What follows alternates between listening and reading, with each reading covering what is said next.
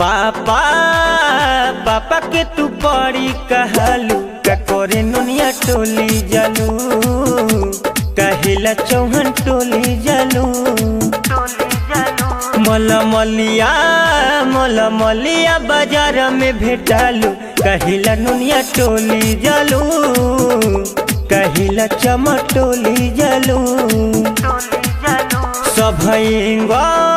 सब एंगल से लागतारू चालू का करे नुनिया टोली जालू